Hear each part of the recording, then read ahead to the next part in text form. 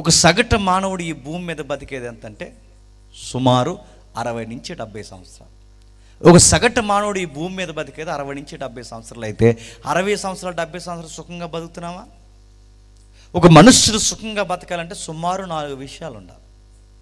ఆ 4-5 విషయాలు వాడికి కలిసి వస్తేనే వాడు 60 సంవత్సరాలు సుఖంగా బతకగలడు. ఏంటి ఆ 4-5 విషయాలు అంటే, 1 ఫైనాన్స్, 2 ఫ్యామిలీ, 3 చిల్డ్రన్స్, 4 హెల్త్. ఈ 4 విషయాలు బాగుంటేనంటే 1 ఆర్థికంగా బాగుండాలి, 2 భార్య కలిసి రావాలి, 3 వీళ్ళిద్దరూ బాగుంటే సరిపోదు, పిల్లలు కలిసి రావాలి, పిల్లలు కలిసి వస్తే సరిపోదు, మన ఆరోగ్యం కూడా మన చేతుల్లో ఉండాలి. ఈ 4 విషయాలు ఎప్పుడైతే ఉంటాయో బతికిన కొద్ది కాలమైనా కాస్త సుఖశాంతులతో బతకరా. అందుకే ఈ కీర్తనకారుడు రాస్తున్నాడు చూడండి, నిశ్చయముగా నీ చేతులు కష్టార్జితం అనిపిస్తుంది. ఇది ఫైనాన్స్. రెండోది ఏం చెప్తున్నాడు, నీ లోగిట నీ భార్య నీకు ఫలించు ద్రాక్షవల్లి, అంటే నీకు లైఫ్ పార్ట్నర్, మంచి పార్ట్నర్ ఉండాలి. చాలామందికి ఆర్థిక విషయాలు బాగుంటేనేమో మంచి భార్య ఉండదు, ఆర్థిక విషయాలు బాగుంటేనేమో మంచి భర్త ఉండడు. కానీ వీళ్ళ విషయాలు చూడండి, అక్కడ 2 విషయాలు నీకు కలిసి రావాలి. 1 నీ ఆర్థిక పరిస్థితులు బాగుండాలి, 2 నీ భార్య నీకు కలిసి రావాలి, 3 చెప్తున్నాడు చూడండి, నీ భోజనపు బల్ల చుట్టూ నీ పిల్లలు నీకు ఒలీవ మొక్కల వలె ఉండాలి. 4 విషయం చెప్తున్నాడు, నీ ఆరోగ్య పరిస్థితులు అంటే పిల్లలను చూసి ఎంతకాలం బతకాలి. ఇప్పుడు అడుగుతున్నాను చెప్పండి, ఆర్థిక పరిస్థితులు మనకు కలిసి రావాలంటే ఏం చేయాలి? ఏం చేస్తాను చెప్పనా? సామెతలు చెప్పుకున్నాం. సామెతలు ఏమని సామెతలు అంటే, కాస్త ఓపుకుండగానే 4 రాళ్ళు చెప్పండి. చాలామంది పాటిస్తారు దీన్ని సోషల్ ఈవెంట్ లాగా. కాస్త ఓపుకుండగానే 4 రాళ్ళు వెనకేయాలంటారు. 4 రాళ్ళు కాదు, 80 రాళ్ళు వేస్తున్నారు వెనక. 4 రాళ్ళు కాదు, ఇంకా ఏం చెప్తారు సామెతలు అంటే, కాస్త వెలుగుండగానే చెప్పండి చక్క పెట్టుకోవాలంటే డ్యూటీలు, ఓటీలు, ఓవర్ నైట్ కష్టాలు, ఆ వ్యాపారం, ఈ వ్యాపారం, దొంగ వ్యాపారం, ఆడినెత్తి మీద 10, ఈడినెత్తి మీద 10, అక్కడ దోసి ఇక్కడ దోసి రూపాయి దాచేస్తున్నారన్న, దాచేసిందల్లా నిలబడిపోతాదా? మరో ప్రశ్న, మన దిగువ స్థాయి కుటుంబాలు కనుక, మన యొక్క మిడిల్ క్లాస్లో ఇంకా లో క్లాస్ ఫ్యామిలీస్ కనుక నేను ఉదాహరణ అడుగుతున్నాను చెప్పండి, మన తాతలు కష్టపడ్డారా లేదా? మన అయ్యలు కష్టపడ్డారా లేదా? ఇప్పుడు మనం కష్టపడుతున్నాం లేదా? ఏమన్నా మనం ఆర్థికంగా ఎదిగామా? మన తాత కష్టపడినప్పుడు ఎక్కడున్నామో మన అయ్య అక్కడ ఉన్నాడు, మన అయ్య కష్టపడినప్పుడు ఎక్కడున్నాడో ఇప్పుడు మనం అక్కడ ఉన్నాం. మన జీవితంలో ఎదుగు బొదుగుందా? జీవితం ఎక్కడేసిన గొంగలు అక్కడే ఉంది చెప్పండి. మన తాత కష్టపడ్డాడు, మన అయ్య కష్టపడ్డాడు, 3 తరాల నుంచి ఇప్పుడు మనం కష్టపడుతున్నాం. ఎందుకు ఆర్థికంగా ఎదగలేకపోతున్నాం? మనం చేసే తెంగర పనులు ఏంటి చెప్పండి. మనం కష్టపడడం అయితే కష్టపడతాం, కానీ మనం చేసే పొరపాటు కష్టం వెనకాల కాస్తంత దేవుడిని నమ్ముకోవాలన్న విషయాన్ని మర్చిపోతాం. నువ్వు నీ కష్టాన్ని నమ్ముకుంటావు, నీ హార్డ్ వర్క్ని నమ్ముకుంటావు, నీ ప్లానింగ్స్ నమ్ముకుంటావు, అన్నీ నమ్ముకుంటావు, కానీ దేవుడు అనే ఒక ఆన్సర్ ఏది? మీ తాత ఎలాగే కష్టపడ్డాడు, పోయాడు, రూపాయి దాయలేకపోయాడు. మీ అయ్య ఇలాగే కష్టపడ్డాడు, భక్తి లేదు, బైబుల్ లేదు, ప్రార్థన లేదు, చర్చ్ లేదు, కష్టం కష్టం కష్టం, ఆదివారం నాడు కూడా కూలి పని, ఏం దాసిపోయాడు. ఇప్పుడు నువ్వు కూడా అదే చేస్తున్నావు. నువ్వేమన్నా ఆర్థికంగా ఎదుగుతావు అనుకుంటున్నావు అంటే, ఒకటి ఆర్థికంగా ఎదగాలంటే సూత్రం చెప్తున్నాడు, నిశ్చయం అంటే పక్కా. నువ్వు పక్కాగా ఆర్థికంగా ఎదగాలి అంటే, నిశ్చయముగా నువ్వు ఆశీర్వదింపబడాలంటే సూత్రం ఉంది అక్కడ, యెహోవా యందలి భయభక్తులు ఉండాలి. ఏముండాలట? యెహోవా యందలి భయభక్తులు. అంటే యెహోవా యందలి భయభక్తులు ఉంటేనే, ఆయన త్రోవల యందు నడుస్తేనే నిశ్చయముగా నువ్వు నీ చేతుల కష్టాన్ని అనుభవిస్తావు. అంటే నువ్వు కష్టపడింది నువ్వు తినాలి అంటే, నువ్వు సంపాదించింది నువ్వు తినాలి అంటే నీకు యెహోవా సెలవు ఉండాలి. అదేంటండి, నేను కష్టపడింది నేను తినాలన్నా ఆయన సెలవు లేకపోతే తినలేమంటే తినలేం. నేను కష్టపడింది నేను తినాలన్నా ఆయన సెలవు లేకపోతే తినలేము. మీరు వీడియో చూస్తున్నారు లేదో, సోషల్ మీడియాలో బాగా డబ్బు ఉంది, 5 స్టార్ హోటల్లో ఒకడు కూర్చున్నాడు, ఆ కూర్చున్నవాడు ఒక మంచి బిర్యానీ ఆర్డర్ ఇచ్చాడు, ఆ సర్వర్ ఎవరైతే ఉన్నాడో వచ్చి సర్వీస్ చేస్తున్న లోపు వడ్డించిన ప్లేట్లో ముందుకు పడిపోయి చచ్చిపోయాడు. మీరు చూడండి మరొక వీడియో, ఇందాక నేను చూశాను, వీడియో తిరుగుతుంది సోషల్ మీడియాలో, పెద్ద పెళ్లి జరుగుతుంది. ఆ పెళ్లిలో ఈ బడా బాసులు ఎవరైతే ఉన్నారో అందరూ వచ్చారు, ఆడవాళ్ళు మగవాళ్ళు, అందరికీ సర్వీస్ చేయడానికి వడ్డించే వాళ్ళు వస్తే, సార్ మీకు స్వీట్ వేయమంటారా, హాట్ వేయమంటారా, బిర్యానీ అక్కడ వేయించుకుంటే వట్టండి. ఎందుకు వేయించుకుంటలేదు చెప్పినా, వేయించుకుంటే సాయంత్రం చచ్చిపోతారు, షుగర్ ఎక్కువైపోయి. నేను అడుగుతున్నాను, ఒక గుప్పెడి మెతుకులు తినాలంటే ఆరోగ్యం సహకరించాలి, గుప్పెడి మెతుకులు తినాలంటే నీ హెల్త్ స్కేల్ నీ అండర్లో ఉండాలి. నేను అడుగుతున్నాను, కష్టపడిన ప్రతి ఒక్కడు తినగలుగుతున్నాడా? సంపాదిస్తారు సంపాదిస్తారు సంపాదిస్తారు సంపాదిస్తారు ఆ సంపాదించిన బట్టిగా హాస్పిటల్కి పెట్టుబడులు పెడతారు. ఇంకెందుకు సంపాదించడం? నేను మళ్ళీ అడుగుతున్నాను, మీరు గమనించండి. డబ్బున్న వాళ్ళందరూ సుఖపడుతున్నారు అనుకోకండి. నెలకి 1,50,000 రూపాయలు తెచ్చుకున్నాడు సుఖపడతాడు లేదో నాకు తెలియదు, కానీ దేవుడు నమ్ముకుని రోజుకి 150 రూపాయలు తెచ్చుకున్నవాడి జీవితంలో చాలా సుఖం ఉంటుంది తెలుసా. నెలకి 30-40 వేల రూపాయలు తెచ్చుకున్నాడు జీవితంలో సుఖం ఉంటుందో లేదో నాకు తెలియదు, కానీ నెలకి 3,000 తెచ్చుకుని బరకాల కింద బతికేసే వాళ్ళు చాలా ఆనందంగా ఉంటారు తెలుసు. ఎందుకు చెప్పినా, వాళ్ళు లేనిది వీళ్ళు ఉన్నది ఏంటి చెప్పిన దేవుడు. యెహోవా యందలి భయభక్తులు అంటే ఆయన పర్మిషన్ ఉండాలి. కీర్తనకారుడు అంటాడు, ఇదిగో మంచి గోధుమలతో నన్ను తృప్తిపరచమంటే నా ఆహారాన్ని కూడా నేను తృప్తిగా తినాలి అంటే నువ్వు సెలవు ఇవ్వాలి. ఇదే కీర్తన రాసిన ప్రసంగి గ్రంథంలో ఏమంటాడంటే, ఇదిగో ఆయన సెలవు లేకుండా భోజనం చేసి తృప్తి పొందుట ఎవనికి సాధ్యము అంటే, ఆయన సెలవు లేకపోతే తినలేమంటే తినలేము. మీ ఆవిడ మంచి కూర వండి ఆ కూరని ఎదురుగా పెట్టి ఆ కూర ఎట్టిన తర్వాత కూర బాగుందని నువ్వు తినాలన్నా ఆ ఫీల్ ఎవరు ఇవ్వాలి తెలుసా? దేవుడు ఇవ్వాలి. మా ఆవిడ బాగుంటుందంటే మీ ఆవిడ బాగుంటుందనో మాంసమోడు చిన్న ముక్కలు కొట్టాడని ఇవన్నీ కాదు అయ్యా.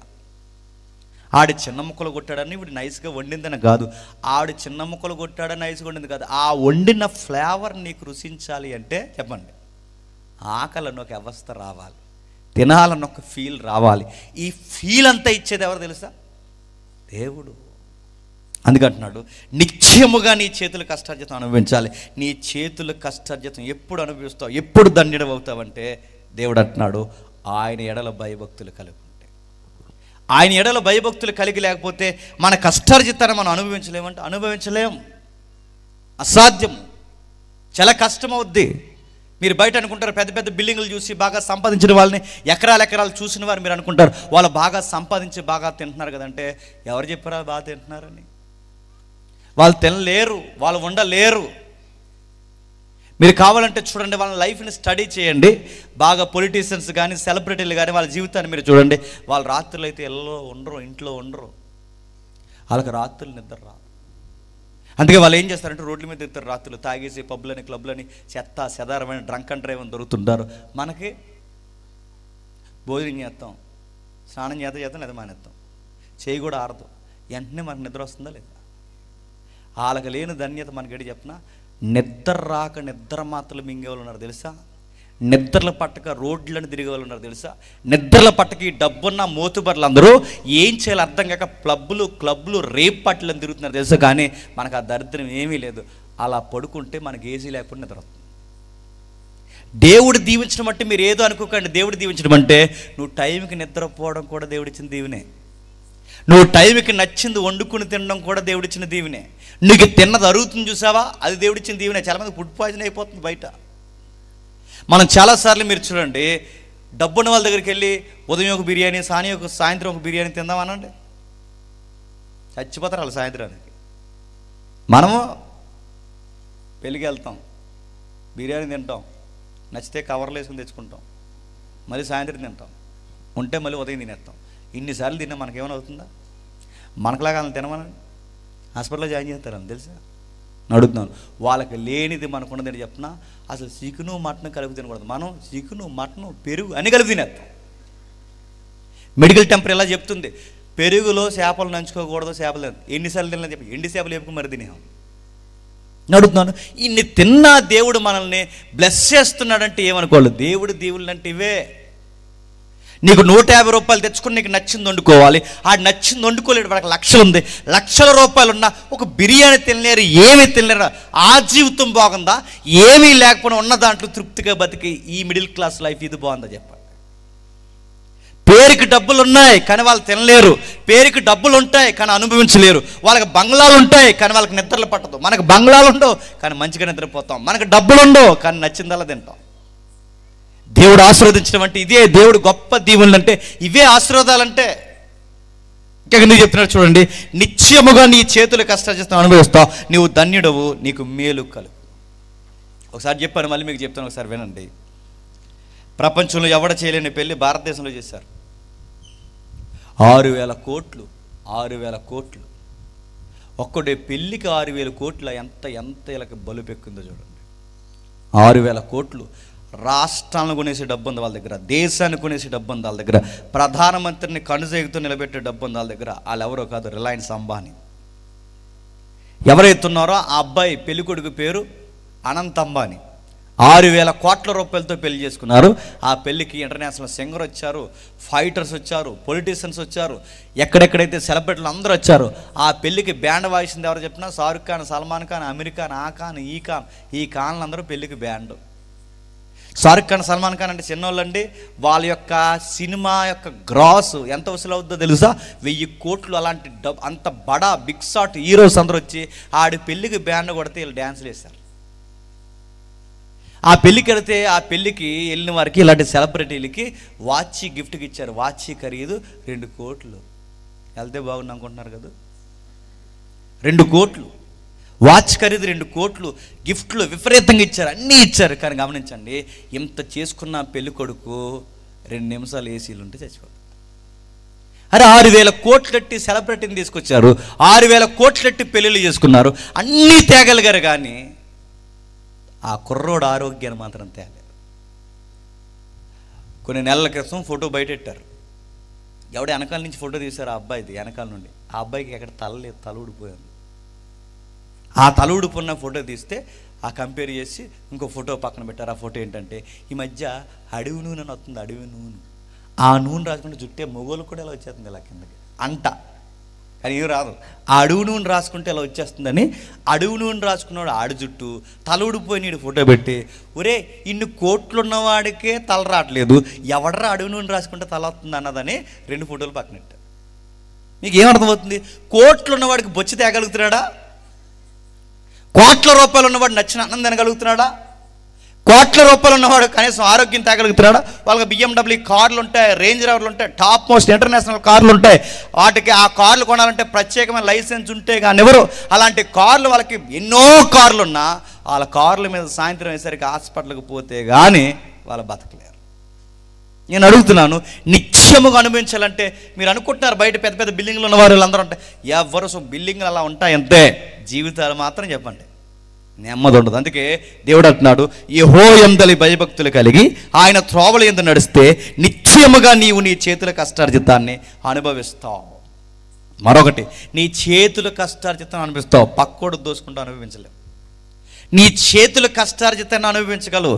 ఆడి నెత్తి మీద 10, ఈ నెత్తి మీద 10, దొంగ వ్యాపారం, సారా వ్యాపారం, గంజా వ్యాపారాలు చేసి ఎదిగిపోదాం అనుకుంటారు. ఎదిగిపోతారా? తోసేస్తారు లోపలికి ఏదో రోజు.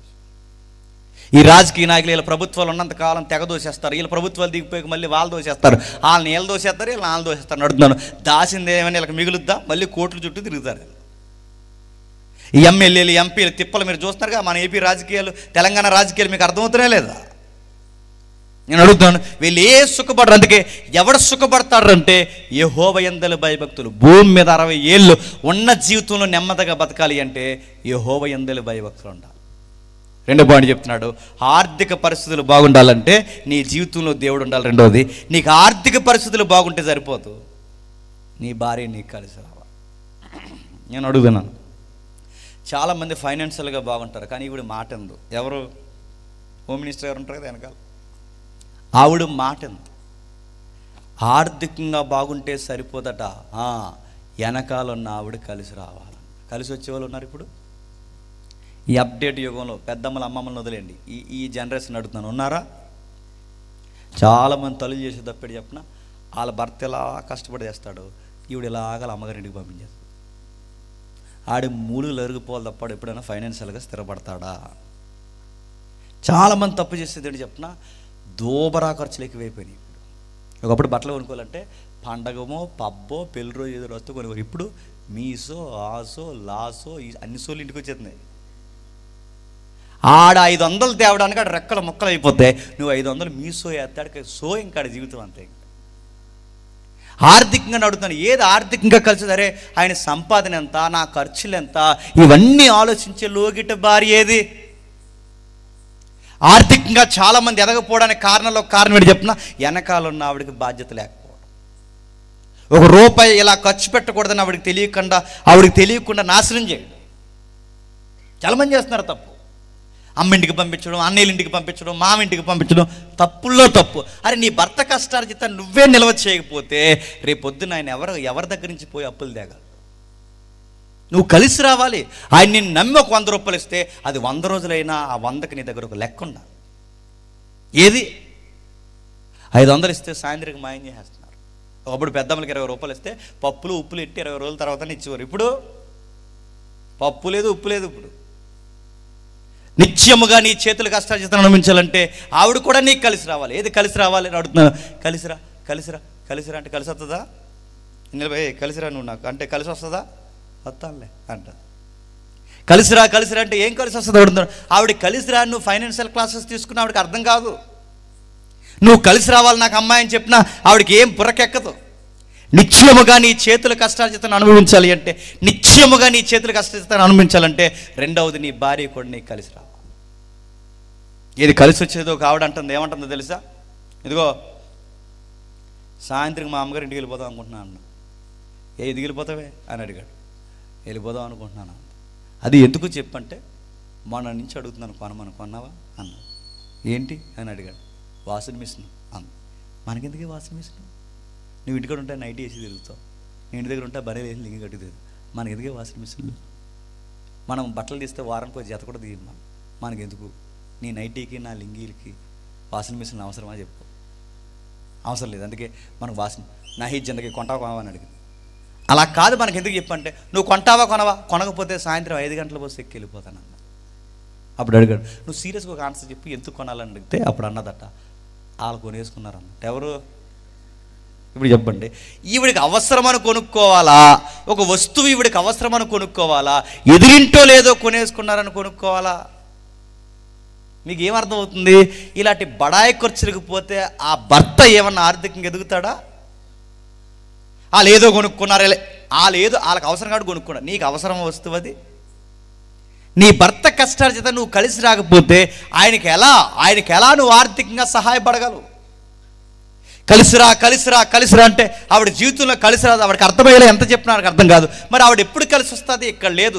ఇదే కీర్తనకారుడు మళ్ళీ సామెతలు రాసి ఆ సామెతల్లో ఒక లిస్ట్ ఇచ్చాడు. ఒకసారి చూడండి. ఒకసారి సామెతల గ్రంథం త్వరగా సామెతల గ్రంథం 31వ అధ్యాయం 10వ వచనం. సామెతల గ్రంథం 31వ అధ్యాయం 10వ వచనం. సామెతల గ్రంథం 31వ అధ్యాయం 10వ వచనం. గుణవతైన భార్య దొరుకుట అరుదు, అట్టిది ముత్యము కంటే అమూల్యమైనది.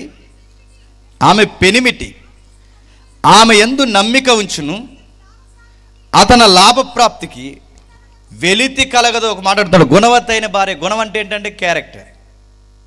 గుణమనగా మాట్లాడుతున్నాడు. గుణగణాలు ఎలా వస్తాయండి? గుణగణాలు అంటే అందరూ పుట్టుకతో మంచి వాళ్ళే, మధ్యలో అక్కడక్కడ డిస్టర్బెన్స్ అవుతారు. మళ్ళీ నేర్చుకుని తెచ్చుకునే ప్రవర్తననే గుణం అంటారు. మళ్ళీ అడుగుతున్నాను, గుణవతులు అంటే ఇలా ఉంటారని ఏమైనా ఐడియా ఉందా?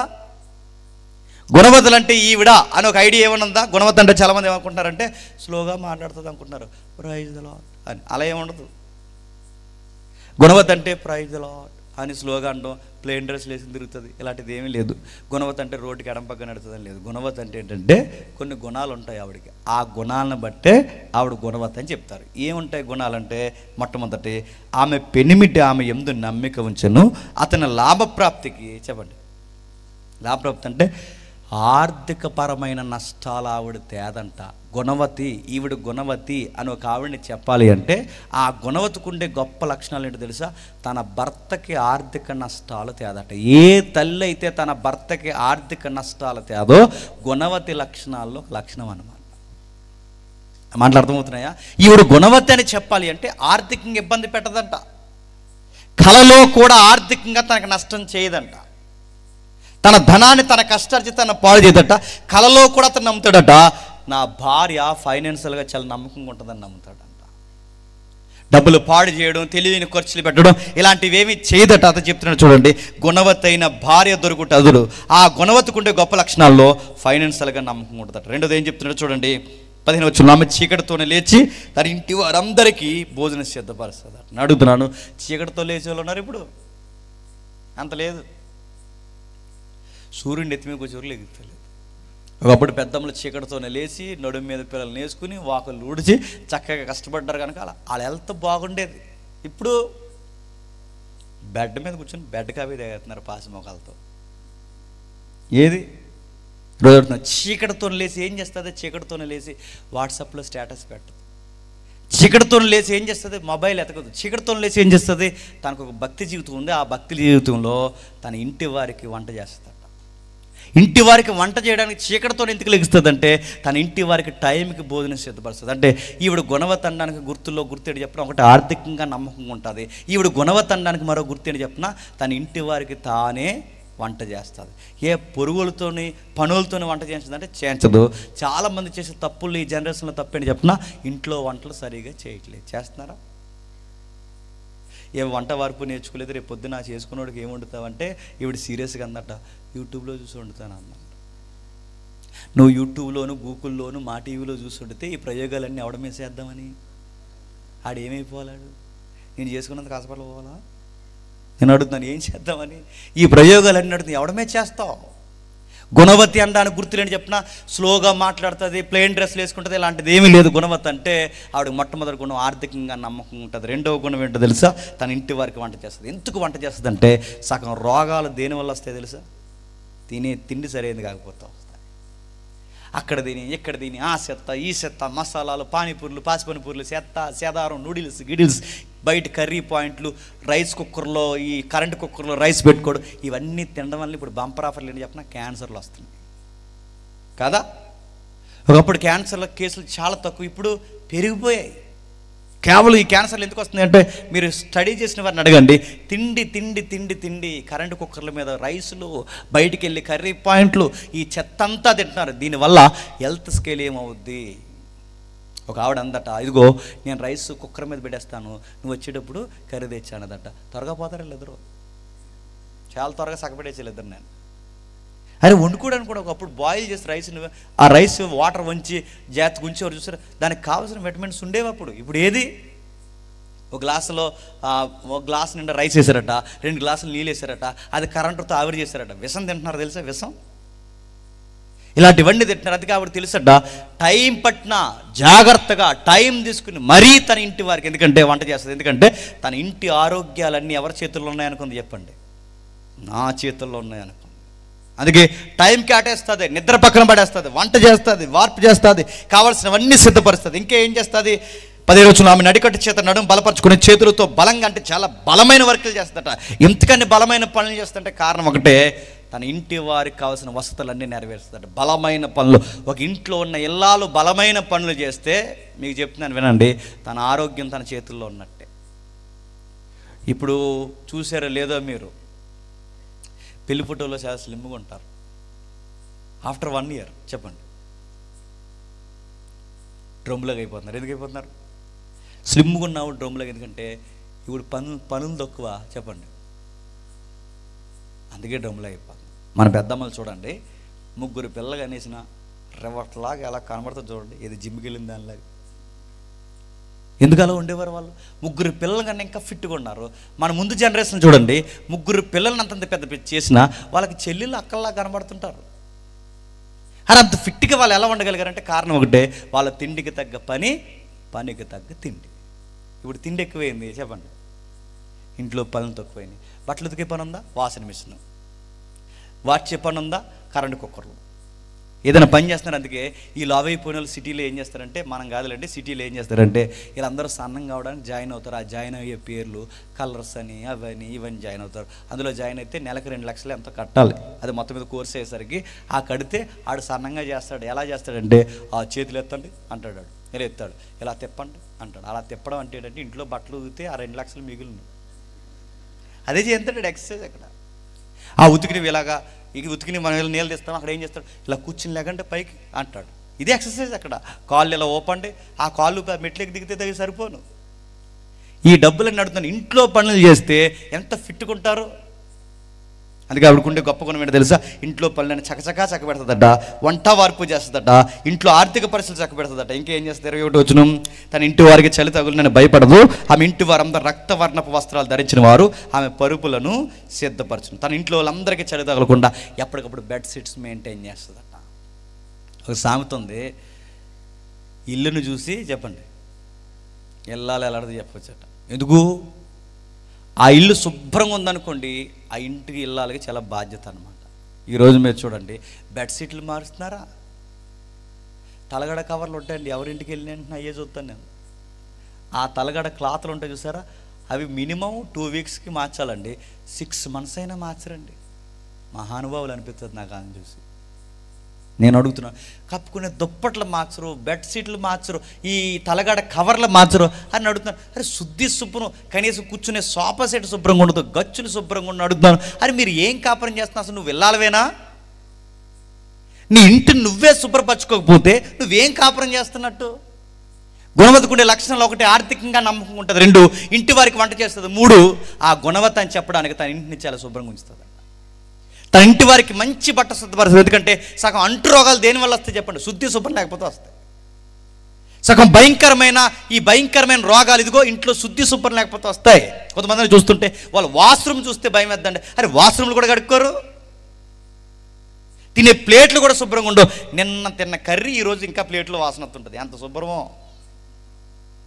ఆ గ్లాసులో వాటర్ ఇచ్చారట, ఆ గ్లాసులో వాటర్ తాగితే టీ అవసరం వస్తుంది గ్లాస్ అంటే నేను ఇచ్చిన టీ ఇంకా కడగలేదు నువ్వు. శుద్ధి శుభ్రం. ఇదిగో ఇప్పుడు చూడండి, తన ఇంటి వారందరికీ మంచిగా డ్రెస్ కోడ్ మెయింటైన్ చేస్తుందట, శుద్ధి శుభ్రం ఉంచుతుందట. ఇంకేం చేస్తుంది?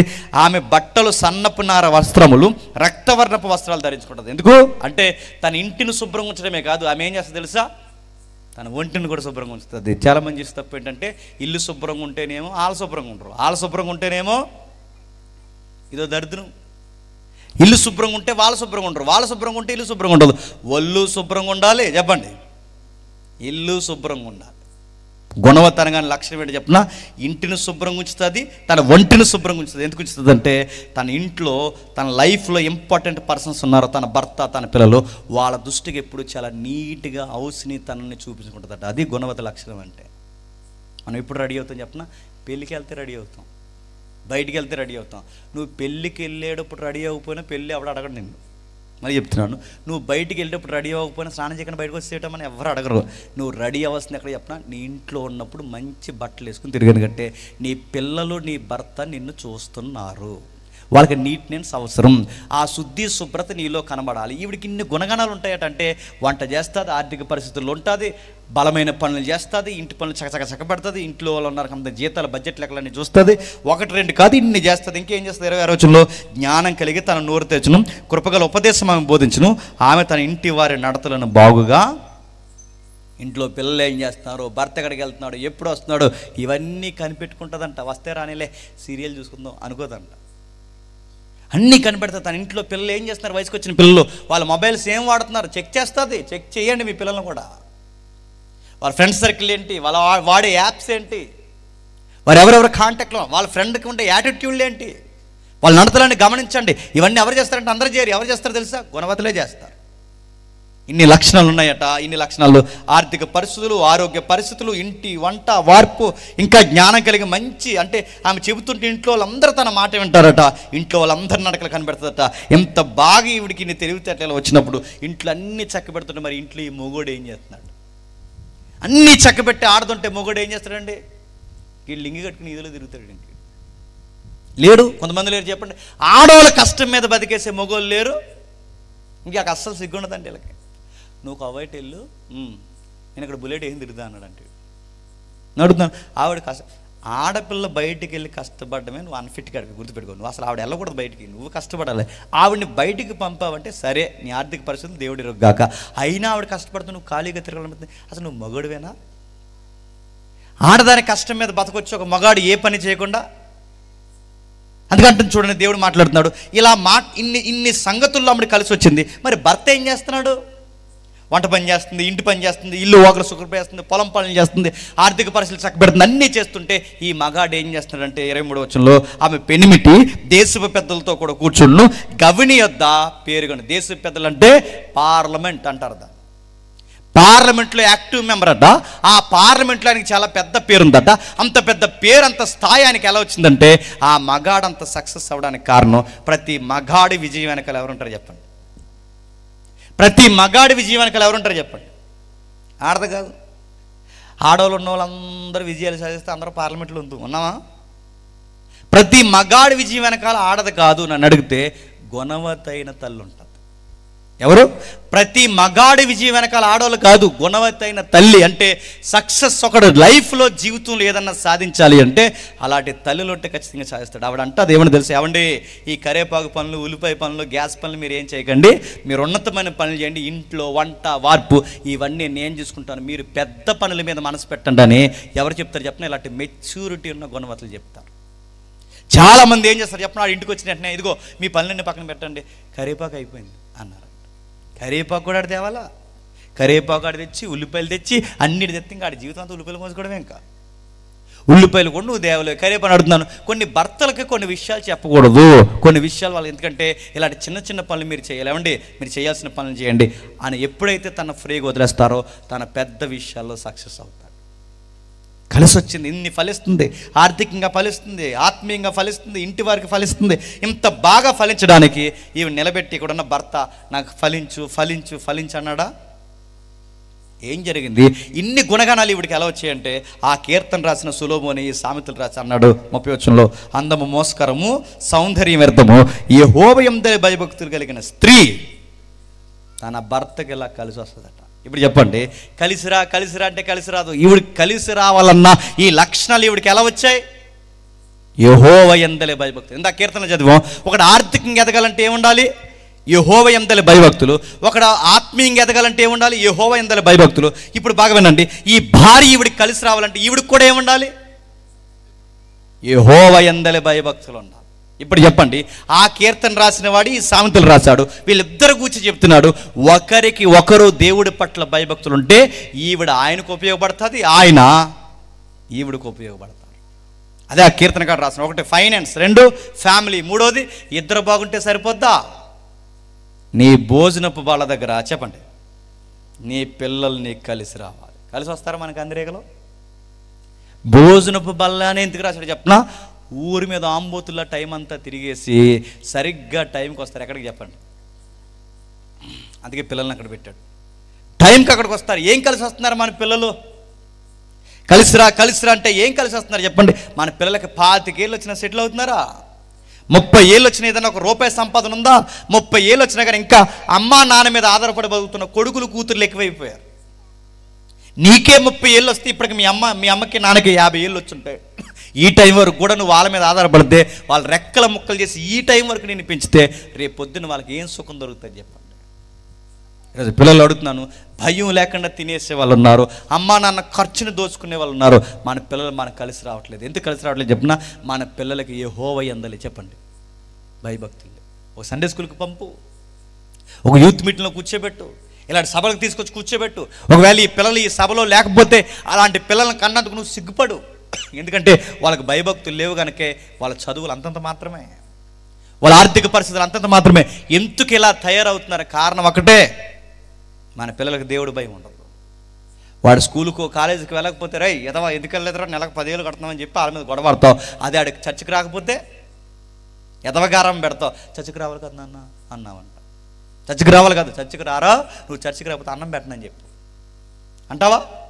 అడుగుతున్నాను, మీ పిల్లలకు భయభక్తులు నేర్పించండి. భయభక్తులు. మీ పిల్లలు కలిసి రండి అంటే ఎక్కడ కలిసి వస్తారు? ఈరోజు మీరు పిల్లలు చూడండి, డబ్బున్న వాళ్ళందరినీ మీరు చూడండి, బాగా సంపాదించిన వాళ్ళు చూడండి.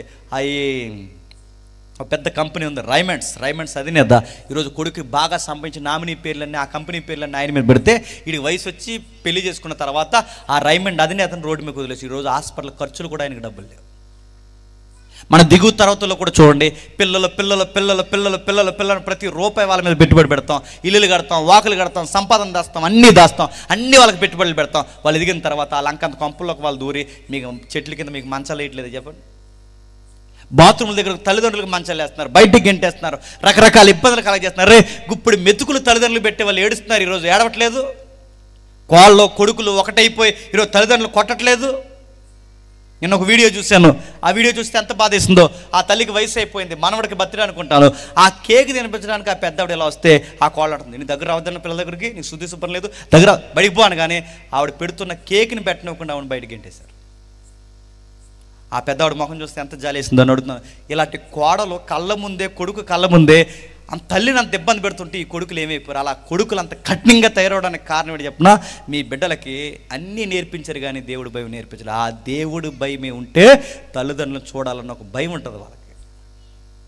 పిల్లలకి కలిసి రావాలంటే ఎప్పుడు కలిసి వస్తారు? వాళ్ళ చదువులు మీకు కలిసి రావాలి, వాళ్ళ ఉద్యోగాలు మీకు కలిసి రావాలి, వాళ్ళ ఎదుగుదల మీకు కలిసి రావాలి, వాళ్ళ ఒలివ మొక్కలు ఉండాలి. ఒలివ మొక్కల గన్నేరు మొక్కలు అయిపోయారు మన అందరికీ, గంజాయి మొక్కల్లో తయారయ్యారు అందరికీ. ఈరోజు చూడండి, మన యొక్క తరాల్లో, మన దిగు స్థాయిలో చిన్న వయసులో తాగట్లేదు, కాలేజీకి వెళ్తూ తాగట్లేదు, ఆడికి చదువు ఒకటే తక్కువ, పనికి మానేసాలన్నీ ఎక్కువ. ఆ ఈదులో వెళ్ళేటప్పుడు బండి మీద తిరంగా వెళ్ళడు, సరైన మాటలు ఉండు, వాడు ఫ్రెండ్స్ సర్కిల్ బాగోద్దు. మీరు చూడండి, ఎవడ కొడుకురా అని చెప్పుకుంటే పలానాడు కొడుకు అని చెప్పుకున్నప్పుడు పలానా కొడుకు కూతురు అని చెప్పుకున్నాడు, ఎంత బాధాకరమైన విషయం చెప్పండి. అందుకు అడుగుతున్నాను, పిల్లలు కలిసి రావాలంటే ఎలా కలిసి వస్తారో? హార్డ్ వర్క్, ప్రైవేట్ కాలేజీలు అంటే కదండి. మన పిల్లలు మనకు కలిసి రావాలి అంటే కాస్తంత భక్తి నేర్పించండి వాళ్ళకి. బైబిల్ చదవని చెప్పండి, రోజు ప్రేయర్ చేసుకోమని చెప్పండి, తినేటప్పుడు, కూర్చున్నప్పుడు, లేచినప్పుడు, ప్రతి విషయంలో వాళ్ళకి దేవుడు భయభక్తులు నేర్పించండి. నీ పిల్లలు నీకు కలిసి వస్తారు. ఒకటి, నువ్వు ఆర్థికంగా నీకు నువ్వు కలిసి రావాలి. 2, నీ భార్య నీకు కలిసి రావాలి. 3, మీ ఇద్దరికి మీ పిల్లలు కలిసి రావాలి. 4వది 6వ వచనంలో చూడండి, ఒకసారి ముగిద్దాం. 6వ వచనంలో, మీ పిల్లలను నువ్వు చూసేది, నీ పిల్లలను చూడడం అంటే పిల్లలంటే మనవల్ని మనవరాలను చూసేంత కాలం బతకాలి. అడుగుతున్నాను, మనవల్ని మనవరాలను చూసేంత కాలం బతుకుతున్నాం మనం? అంత లేదు మనకి. 9 ఏళ్ళకే షుగర్లు వస్తున్నాయి, 20 ఏళ్ళకి పొట్ట వస్తుంది, రావట్లేదు. సగం పొట్ట వచ్చిందంటే రోగాలు వచ్చినట్టే గుర్తుపెట్టుకోండి. పొట్టలు, బట్ట రకరకాల విషయాలు అడుగుతున్నాను. ఏది ఇంతకాలం ఆర్థికంగా బాగుపడి, ఆత్మీయంగా స్థిరపడి, 120 సంవత్సరాలు బతికే వయసులో 60 ఏళ్ళు తిన్నంగా బతకగలుగుతున్నావా? అన్ని రోగాలు. చిన్నపిల్లలకి చిన్న వయసులో కళ్ళు సరిగ్గా కనబట్టలేదు, షుగర్లు, బీపీలు, అలసర్లు. భార్యడి కాలం బతికేంత వయసు ఎక్కడుందని చెప్పండి. పెళ్ళి కాకుండా కానీ ఎన్ని రోగాలు. ఈరోజు ఆడపిల్లలకి గర్భ సంబంధమైన ఎన్ని వ్యాధులు ఉన్నాయి చెప్పండి. పిల్లలు పుట్టలేని ప్రమాదాలు ఎక్కువైపోయి ఈరోజు వాళ్ళకి సంతాన లోపంతో బాధపడుతున్న మగపిల్లలు ఉన్నారు ఈరోజు. ఇవి ఆరోగ్యాలేవి? మనవల్ని మనవరాలను చూసేంత ఆయుష్కాలం ఎక్కడ బతుకుతున్నాం? చాలామంది అన్నారు, లేదండి మనవరాలను చూసేంత ఆయుష్కాలం బతకాలంటే ఎవడ అన్నాడట, ఎక్సర్సైజ్ ఎక్కువ చేయాలండి అన్నాడు. ఎక్సర్సైజ్ చేసినందుకే జిమ్ రూమ్లో చచ్చిపోతున్నారు చూసావా? లేదండి శ్వాస మీద ధ్యాస ఉంచాలన్నారట. శ్వాస మీద ధ్యాస ఉంచినందుకు పోయిందో బామ, చూసేవో లేదో. లేదండి మొలకెత్తిన విత్తనాలు తినాలంట, మొలకెత్తిన విత్తనాలు తిన్నందుకే గ్యాస్ ఎక్కువే చచ్చిపోయాడు ఒకడు, చూసేవాడు లేదు. లేదండి గడ్డితో సారు వండుకోవాలంటే, గడ్డితో ఆ గడ్డితో సారు చక్కగా మనం పెట్టుకుని తింటే బాగుంటామంటే, మనకన్నా గేదెలు గడ్డి ఎక్కి తింటున్నాయి, బతుకుతున్నాయా? నువ్వు మంచి ఆహారం తినేంత నా బతికేవు. నేను అడుగుతున్నాను, యాక్టర్లు అందరూ మంచి ఆహారమే తింటారు, బతికేస్తున్నారా? సూత్రం గుర్తుపెట్టుకోండి, మన ఆరోగ్యం ఎవరి చేతుల్లో తెలుసా? యెహోవా. జీవితం ఇచ్చిన వాడి చేతుల్లోనే మన ఆరోగ్యం కూడా ఉంది. అందుకే ఆయన పేరు యెహోవా రాఫా, అంటే స్వస్థపరిచి యెహోవా. నీ ఆరోగ్యాన్ని ఎప్పటికప్పుడు సమతుల్యత కలిగి దేవుడు దీవిస్తాడు. ఆ దేవుడు దీవెన నీకు రావాలి అంటే నీ ఆరోగ్యం కూడా మీ ఫ్యామిలీ డాక్టర్ చేతుల్లో లేదు. ఎందుకంటే డాక్టర్ గారికి షుగర్ ఉందంటే ఇంక మనకేం చూస్తాడు తలకాయ. బీపీ డాక్టర్కే బీపీ ఉందండి, మనకేం చూస్తాను అడుగుతున్నాను. ఆ డాక్టర్ కూడా నీకు వైద్యం చేయాలి అంటే ఆ డాక్టర్ని నడిపించేది ఎవరు చెప్పండి? యెహోవా. అందుకే నీ ఆరోగ్యం నీ చేతుల్లో కదా, ఆయన చేతుల్లో ఉంది. నీ ఆరోగ్యం నీకు కలిసి రావాలి, నీ ఆర్థిక పరిస్థితులు నీకు కలిసి రావాలి, నీ పిల్లలు నీకు కలిసి రావాలి, నీ భార్య నీకు కలిసి రావాలి. ఇవన్నీ కలిసి రావాలి అంటే కాస్తంత భయభక్తులు కలిగి బైబిల్ చదువుకుని ప్రార్థన చేసుకుని ఎప్పుడైతే భక్తి కలిగి ఉంటావో నువ్వు చేసిందల్లా దేవుడు సమస్తము సమకూర్చి నిన్ను ఆశీర్వదిస్తాడు. దేవుడు గొప్ప దీవులు నీకు అనుగ్రహిస్తాడట. ఆ దీవులు నీకు రావాలంటే ఖచ్చితంగా మరొక షరతు నువ్వు పాటించాలి. ఆ షరతు ఏంటో తెలుసా? 5వ వచనం చూడండి, ముగిద్దాం. సియోనులో నుండి యెహోవా నిన్ను ఆశీర్వదించును, నీ జీవితకాలం అంతయు యెరూషలేమునకు క్షేమం కలుగు చూస్తావు. సియోను యెరూషలేము. ఈ కీర్తన ఏంటో తెలుసా? ఇది యాత్ర కీర్తన కనుక సియోను యెరూషలేము నుండి అంటే మీరు అక్కడికి వస్తే ఆ సియోను యెరూషలేము నుంచి దేవుడు మిమ్మల్ని ఆశీర్వదిస్తాడని ఆ రోజు ఇశ్రాయేలుకి చెప్పాడు. ఇప్పుడు మనం ఇశ్రాయేలీలమా? భారతీయులు. ఇప్పుడు దేవుడు సియోను యెరూషలేము ఆశీర్వదిస్తాడంటే ఇప్పుడు మనల్ని యెరూషలేము వెళ్ళమని కాదు, సియోను రమ్మని కాదు. మరి ఎక్కడి నుంచి ఆశీర్వదిస్తాడో? క్రొత్త నిబంధనలో సియోను యెరూషలేము అంటే సంఘం. ఏంటి సంఘం అంటే? దేవుడు మనల్ని ఎక్కడికి వస్తే ఆశీర్వదిస్తాడో? పిల్ల పాపలతో. అంటే భార్య భర్తలుగా పిల్ల పాపలతో ఎవ్రీ సండే ఎక్కడికి రావాలి చెప్పండి? చర్చికి రావాలి. వస్తారా? భర్త వస్తే భార్య రాదు, భార్య వస్తే భర్త రాదు, వీళ్ళిద్దరు వస్తే పిల్లలు రాదు. అందుకే మన కుటుంబాలు ఎక్కడ వేసిన కొంగలే అక్కడే. ఆర్థికంగా బాగోము, ఆరోగ్యంలో బాగోము. ఎందుకు బాగోము తెలుసా? ఏది కుటుంబ సమేతంగా సియోను యెరూషలేము సంఘానికి వచ్చేవాళ్ళు లేరు. సంఘానికి వచ్చి కూర్చొని కాస్త దేవా ఈ వారమంతా కాపాడావు, కష్టపడి పనిచేసే ఓపికను మాకు ఇచ్చావు, తింటే అరిగే ఆరోగ్యాన్ని ఇచ్చావు, కంటి నిండా నిద్రనిచ్చావు, మా జీవితంలో ప్రత్యక్షంగా పరోక్షంగా ఎన్నో కార్యాలు చేస్తున్నావు, అందుని బట్టి నేను స్తుతిస్తున్నావు. ఇదిగో ఈ వారం కూడా నీ కూర్చుని 4 మాటలు నేర్చుకోవడానికి వచ్చానని బైబిల్ని శ్రద్ధగా చదివి దైవజనుడి మాటలినే సంఘ విశ్వాసులేరి. దేవుడు ఎక్కడికి వస్తే ఆశ్రయిస్తాడు అంటే ఇదిగో సియోనులో ఉంటేనే ఆశ్రయిస్తాడు, సియోనులో ఉంటేనే ఆశ్రయిస్తాడు. ఏది సియోనుకు వచ్చేది? ఏది యెరూషలేము కంటే సంఘానికి వచ్చేవాళ్ళు లేరు. ఒకవేళ వచ్చిన వాక్యం వింటారా? చాలామంది సంఘానికి ఎందుకు వస్తారో తెలుసా? పాస్టర్ గారు ఏమనుకుంటారని వస్తారు. పాస్టర్ గారు ఏమనుకుంటారని రావడం పెద్దమ్మ.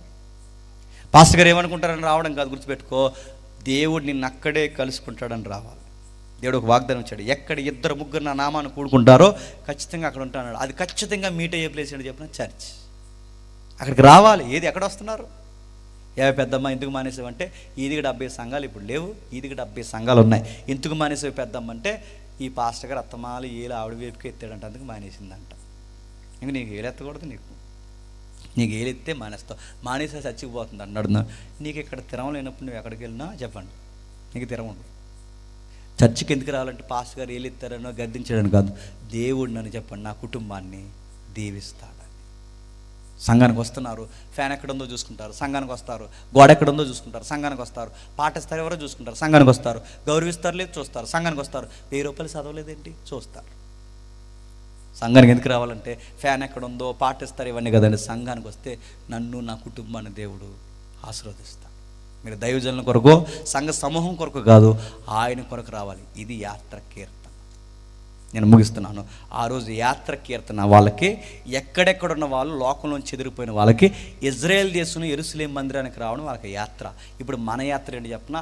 ఇక మళ్ళీ మనం కానాను భూభాగానికి కాదు మనం వెళ్ళేది. ఈరోజు ఎక్కడెక్కడున్న మనం ఒక రోజు చెప్పండి పరలోకానికి యాత్ర. ఆ వెళ్ళిపోయే లోపు ఒక 60 సంవత్సరాలు ఈ భూమి మీద నెమ్మదిగా బతకాలి అంటే ఆయన వచ్చేంత వరకు ఇదిగో ఈ 5-6 విషయాలు ఆయన అంటు పెట్టుకుని మనం ఉంటే మనకు కావాల్సినవన్నీ అనుగ్రహిస్తాడు. ఈ సారాన్నే కొండ మీద ప్రసంగంలో ప్రభు అయిన యేసుక్రీస్తు వారు ఏమంటారంటే, మొదట నా రాజ్యాన్ని నీతిని ఎవరైతే ఎదుగుతారో అవన్నీ వాళ్ళకి అనుగ్రహిస్తాను. ఏమనుగ్రహిస్తా ప్రభు అంటే, మీకు బట్టలు కావాలా నేను ఇస్తాను, మీకు నీడ కావాలా నేను ఇస్తాను, మీకు ఆరోగ్యం కావాలా నేను ఇస్తాను. అయితే మీరు చేయాల్సిందల్లా ఒకటే, నా రాజ్యాన్ని నీతిని ఎతకండి. ఆ రాజ్యాన్ని నీతిని ఇక్కడ ఏమన్నాడంటే ఆయన ఎడల చెప్పండి భయభక్తులు. ఆ భయము భక్తి కలిగి ఆయన రాజ్యాన్ని నీతిని ఎవరైతే ఎదుగుతారో మీ పిల్లలు బాగుంటారు, మీ వ్యాపారాలు బాగుంటాయి, మీ ఉద్యోగాలు బాగుంటాయి, మీ ఆరోగ్యాలు బాగుంటాయి, మీ పరిస్థితులు బాగుంటాయి.